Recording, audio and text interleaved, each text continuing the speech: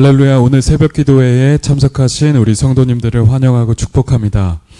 오늘 주시는 하나님의 말씀은 열왕기상 6장 1절부터 13절 말씀입니다. 제가 가진 성경 구약 519페이지입니다. 제가 봉독하겠습니다. 이스라엘 자손이 애굽 땅에서 나온 지 480년이요 솔로몬이 이스라엘 왕이 된 지 4년 12월 곧 둘째 달에 솔로몬이 여호와를 위하여 성전 건축하기를 시작하였더라. 솔로몬 왕이 여호와를 위하여 건축한 성전은 길이가 60규빗이요 너비가 20규빗이요 높이가 30규빗이며 성전의 성소 앞 주랑의 길이는 성전의 너비와 같이 20규빗이요 그 너비는 성전 앞에서부터 10규빗이며 성전을 위하여 창틀 있는 붙박이 창문을 내고 또 성전의 벽 곧 성소와 지성소의 벽을 연접하여 돌아가며 다락들을 건축하되 다락마다 돌아가며 골방들을 만들었으니 하층 다락의 너비는 5규빗이요 중층 다락의 너비는 6규빗이요 셋째 층 다락의 너비는 7규빗이라 성전의 벽 바깥으로 돌아가며 턱을 내어 골방 들보들로 성전의 벽에 박히지 아니하게 하였으며 이 성전은 건축할 때에 돌을 그 뜨는 곳에서 다듬고 가져다가 건축하였으므로 건축하는 동안에 성전 속에서는 방망이나 도끼나 모든 철 연장 소리가 들리지 아니하였으며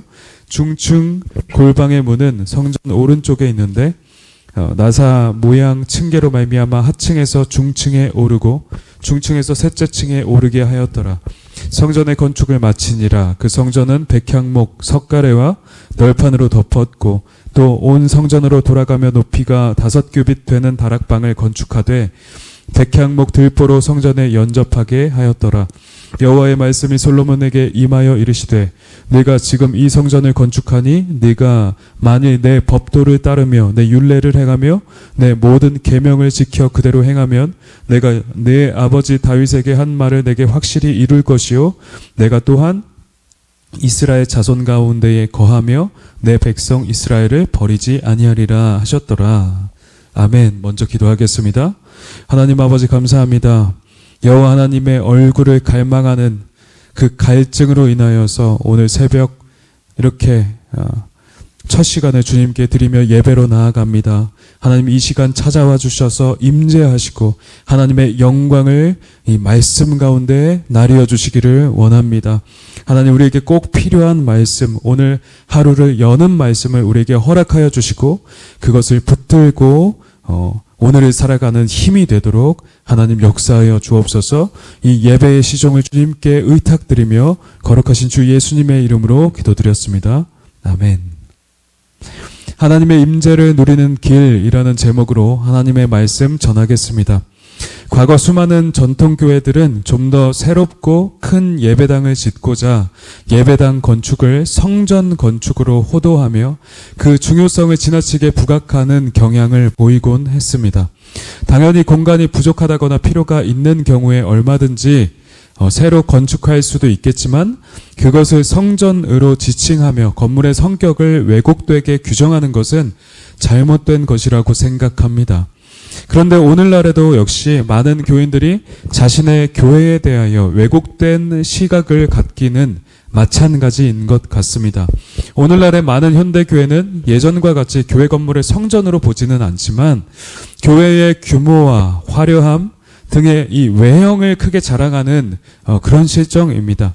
그리고 이러한 것을 중시하면서도 정작 더 중요한 하나님의 뜻을 행하는 그 삶을 잘 살아내지는 않습니다. 참 안타까운 일이죠. 그러므로 우리는 오늘의 이 예루살렘 성전 건축의 본문을 통하여 하나님이 우리에게 무엇을 원하시는지를 잘 살펴볼 필요가 있습니다. 솔로몬은 이스라엘 자손이 애굽 땅에서 나온 지 480년이요 자기가 왕이 된 지 4년 12월 곧 둘째 달에 여호와를 위하여 성전 건축하기를 시작했다고 말씀합니다. 여기서 솔로몬이 성전 건축과 관련하여 이스라엘이 애굽 땅에서 나온 사건을 먼저 언급하고 있는데 이는 하나님의 언약의 맥락에서 이 성전 건축을 보고 있는 것이라 할 수 있겠습니다. 하나님은 언약에 신실하신 분이기 때문에 과거 믿음의 조상들에게 약속하신 대로 이스라엘이 큰 민족이 되게 하셨으며 이들을 약속의 땅 가나안으로 들어가게 하셨습니다. 그리고 그들 가운데 끊임없이 함께 하시고 임재하셨죠. 이제 성막에 임하신 하나님은 곧 완성되는 그 성전에 임재하게 되실 것이었습니다. 그리고 그들의 진정한 왕으로서 더욱 영광 받으시고 이스라엘을 통치하실 것이었죠. 그러면서 본문은 건축한 성전에 대하여 비교적 상세하게 설명하고 있습니다. 성전은 3층 구조이며 앞에는 돌출된 입구가 있었고 내부에는 성소와 지성소가 자리 잡고 있었습니다. 바깥쪽에는 창문과 다락과 골방들이 붙어 있습니다. 성전은 크기로 보면 성막의 2배이고 굉장한 위용과 장엄함, 아름다움을 자랑했을 것입니다. 솔로몬 왕과 이스라엘 백성들에게 얼마나 이 큰 자랑이 되었을까요? 보는 것만으로도 은혜가 넘쳤을 것 같습니다. 그런데 여호와 하나님은 이때 갑자기 말씀하십니다. 12절부터 13절 함께 읽도록 하겠습니다. 내가 지금 이 성전을 건축하니 네가 만일 내 법도를 따르며 내 율례를 행하며 내 모든 계명을 지켜 그대로 행하면 내가 내 아버지 다윗에게 한 말을 내게 확실히 이룰 것이요 내가 또한 이스라엘 자손 가운데 거하며 내 백성 이스라엘을 버리지 아니하리라 하셨더라. 아멘. 하나님은 솔로몬에게 성전 건축을 말씀하시면서 무엇보다 여호와의 율법을 철저히 지켜 행할 것을 말씀하시는 것입니다. 그리고 그러할 때 다윗과 맺으신 언약, 곧 그 나라와 왕위가 영원히 견고할 것이라는 이 뜻을 확실히 이루실 것이요 또한 주께서 이스라엘 자손 가운데 거하시며 또 이스라엘 백성들을 버리지 아니할 것이라 말씀하신 것입니다. 그러면 하나님은 왜 성전과 함께 이 율법에 대한 철저한 순종을 말씀하셨을까요? 하나님의 성전은 하나님의 보좌가 있는 곳으로서 하나님이 거하시는 곳이며 하나님의 임재와 영광이 있는 곳입니다. 그리고 당시 이스라엘에겐 세상의 중심이자 온 우주의 중심이라 여겨졌습니다. 구약에 있던 성전은 실제 하나님의 보좌는 아니지만 천상에 있는 실제 하나님의 보좌의 모형으로서 역할하며 당시 이스라엘 가운데에 하나님이 함께 거하신다는 것을 보여주는 상징이었죠. 그런데 중요한 것은 이 성전 자체가 하나님의 임재를 보장하는 것은 아니라는 것입니다. 당시 이스라엘 백성들은 하나님의 성전이 그들 가운데 존재하는 것만으로 자신들이 안전하다고 여기며 방종하였지만 이 성전 자체만으로는 하나님의 임재를 보장하는 것이 결코 아니었습니다. 오늘 말씀에 따르면 하나님의 임재는 어디까지나 율법에 대한 순종 여부에 달려 있다고 말씀하고 있습니다. 내가 만일 내 법도와 율례와 계명을 지켜 그대로 행하면 내가 언약을 이룰 것이며 이스라엘 자손 가운데에 함께 거할 것이고 또 이스라엘을 결코 버리지 않을 것이라 약속하신 것입니다. 그들이 하나님의 말씀에 순종할 때에야 하나님은 그들 가운데 거하시며 함께 하셨습니다. 그러나 그들이 말씀을 지키지 않는다면 설령 그들에게 성전이 있어도 그것은 아무런 의미가 없게 되는 것입니다. 그저 미신적인 우상이 될 뿐인 것이죠. 하나님이 임재하시지 않는 건물이 무슨 의미가 있을까요? 그곳에서 제사한다 한들 그게 설령 무슨 의미를 지니게 될까요? 아무런 의미가 없는 것입니다.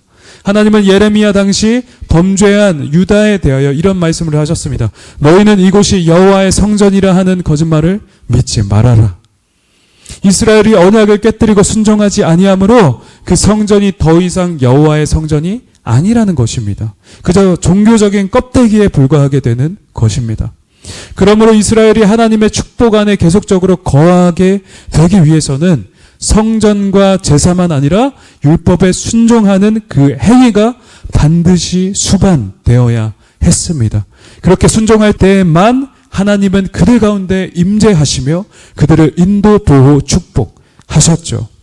그러나 이스라엘은 끝까지 순종하지 못하여 끝내 멸망당하고 말았습니다. 우리는 이를 통해 오늘날의 우리 교회 역시 교회의 외형이나 예배, 어떤 행사와 형식, 또는 종교적인 그 어떤 것들보다도 우리의 하나님의 말씀을, 우리가 하나님의 말씀을 제대로 알고 순종함이 가장 중요하다는 사실을 잘 알게 됩니다. 종교 생활과 외식이 아니라 참다운 마음으로 주의 모든 명령에 순종하며 온전한 삶의 예배로 나아가는 것입니다. 곧 우리의 이웃을 사랑하며 매사에 선을 행하고 어려운 자들을 도우며 복음을 전파하는 삶을 살아가는 것입니다. 그리고 주께서 주의 성령을 통하여 우리 각자에게 더욱 나타내 보여주시는 그 하나님의 뜻을 우리가 매사에 철저히 순종하고 더욱 살아내야 하는 것입니다. 그렇게 순종으로 나아갈 때 주는 우리 가운데 당신의 임재를 나타내시며 우리에게 당신을 드러내시고 또 친밀한 사귐과 교제로서 우리에게 은혜를 베풀어 주시는 것입니다. 더불어서 성령의 충만한 역사들이 우리 공동체 가운데 나타나며 우리로 더욱 하나님 나라와 복음을 위하여 나아가도록 역사하시는 것입니다. 그러므로 우리는 우리의 공동체가 하나님의 말씀으로 잘 지어져 가고 있는지 아닌지를 점검해야 하는 것입니다. 또한 교회의 규모나 외형과 형식이 아니라 하나님의 말씀을 듣고 순종함에 전력을 다해야 할 것입니다. 그럴 때 주는 우리 가운데 충만하게 임재하시며 또 성령의 권능을 나타내시고 하나님의 나라가 더욱 흥왕하도록 우리 가운데 역사하실 것입니다. 우리의 순종에 더욱 복된 것으로 갚아주실 우리 주 하나님께 감사와 영광과 찬양을 올려드립니다. 말씀에 대한 순종으로 하나님의 임재와 영광을 더 충만히 경험하시는 우리 의왕 우리 교회 여러분 다 되시기를 우리 주님의 이름으로 축복합니다. 아멘. 우리 함께 주신 말씀 생각하며 기도하도록 하겠습니다. 하나님, 우리가 교회의 외형과 외식, 형식적인 종교 생활에 매이는 것이 아니라 오직 하나님의 말씀을 듣고 순종함으로 날마다 하나님의 임재와 영광을 경험하게 하여 주시옵소서. 우리의 자발적인 순종을 통하여 늘 주님과 동행하게 하시고 주께서 우리에게 이미 주신 복들을 더욱 충만하게 누리는 우리가 되게 하여 주시옵소서. 더불어서 각자의 기도 제목을 가지고 주께 나아가도록 하겠습니다. 우리 주님의 이름 한번 부르고 기도하며 나아갑니다. 주여, 하나님 아버지 감사합니다. 오늘 주신 말씀을 통하여서 하나님 매사에 우리가 하나님의 말씀을 순종하며 나아가기를 원합니다. 그렇게 순종할 때 우리 가운데 함께 하시고 임재하시고 또 주님의 그 살아계심을 우리 가운데 나타내실 그 주님을 찬양하고 영광 돌립니다. 하나님, 그러므로 우리가 날마다 매사에 순종하며 그 하나님의 뜻에 순복하고 하나님 주신 그 뜻을 성취하는 우리가 다 되게 하여 주시옵소서. 주 예수님의 이름으로 기도드렸습니다.